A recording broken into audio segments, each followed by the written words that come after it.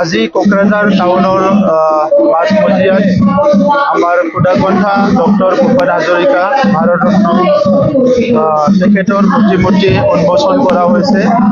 কোকৰাঝাৰৰ আমাৰ বিধায়ক লৰেন্স ইছলাৰী ডাঙৰীয়া আৰু আমাৰ সকলোৰে এটা ইনিচিয়েটিভত আজি সেই প্ৰতিমূৰ্তিটো ইয়াতে স্থাপন কৰা হৈছে। আমাৰ ইয়াত এটা ন্যাস আছে।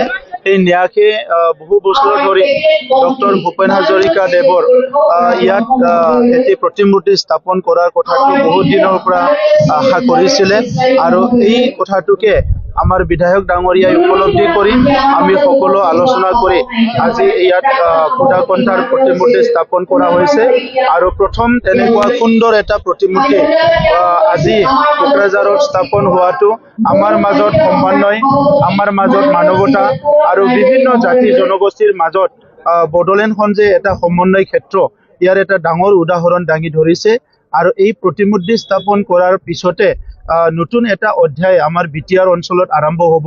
দীঘলীয়া সময় এটা আমাৰ এটা মানসিক দ্বন্দ্ব চলি আছিলে।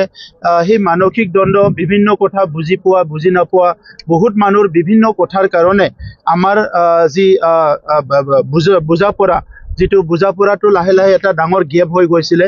কিন্তু লাহেকৈ আমি অসমৰ এই যিটো ক্ষেত্ৰখনত আমাৰ অসমৰ ৰাজ্যৰ চাৰিসীমাৰ ভিতৰত খুদাকণ্ঠাৰ যিটো শ্ৰদ্ধা হ'ব লাগে, যিহেতু তেখেতে মানৱতাৰ কাৰণে, মানৱ জাতিৰ কাৰণে, অসমৰ কাৰণে, অসমীয়াৰ কাৰণে, অসমৰ ভূমিপুত্ৰ খিলঞ্জীয়াসকলৰ কাৰণে বহুতখিনি অৱদান দি গৈছে আৰু সেই অৱদানটো লৈ পেলাই আমি আজি আমাৰ এটা সঠিক পথত সকলো আগবাঢ়ি আছে। সমন্বয়ৰ গঢ়াৰ কাৰণে সকলো আজি আগবাঢ়ি আহিছে।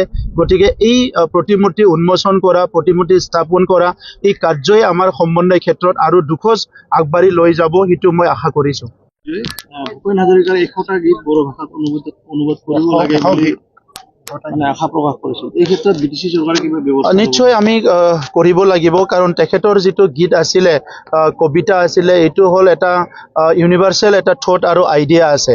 বিশ্বৰ মানুহক মানৱতাৰ এটা এনাজৰীৰে জুৰি পেলাই আগবাঢ়ি লৈ যোৱাৰ এটা ডাঙৰ এটা এপ্ৰ'চ এটা ডক্টৰ ভূপেন হাজৰিকাৰ কবিতাত আমি দেখিবলৈ পাওঁ, তেখেতৰ গীত মাতত। গতিকে এইটো বড়ো ভাষাত অনুবাদ কৰা আৰু বিভিন্ন ভাষাত অনুবাদ কৰিলে এইটো মানৱ জাতিৰে লাভ হ'ব, সমাজৰে লাভ হ'ব, এইটো আমি বিচাৰোঁ। নিশ্চয় ডক্টৰ ভূপেন হাজৰিকাৰ কবিতা বড়ো ভাষাত ট্ৰেন্সলেট কৰাত আমাৰ বিটিআৰ চৰকাৰে সহায় কৰে। Thank you. পুণ্যতিথিত ডক্টৰ ভূপেন হাজৰিকা দেৱৰ এটা প্ৰতিমূৰ্তি কোকৰাঝাৰ চহৰত উন্মোচন কৰা হ'ল। মই ভাবোঁ যে ডক্টৰ ভূপেন হাজৰিকা দেৱৰ প্ৰতি থকা অসমবাসী ৰাইজৰ যি শ্ৰদ্ধা তাৰেই আজি প্ৰতিফলন চাৰিওফালে ঘটিছে। আজি দিনটোত গোটেই অসমতে তেখেতৰ এই পুণ্যতিথিক লৈ বিভিন্ন ধৰণৰ অনুষ্ঠান কৰা হৈছে। মই ভাবোঁ এইটো এটা বৰ ভাল পদক্ষেপ লৈছে কোকৰাঝাৰত যে ভূপেন হাজৰিকা দেৱৰ এটা প্ৰতিমূৰ্তি উন্মোচন কৰা হ'ল। আটাইকে মই কোকৰাঝাৰবাসী ৰাইজৰ লগতে যিসকল ব্যক্তি জড়িত আটাইকে মই ধন্যবাদ জনাইছোঁ।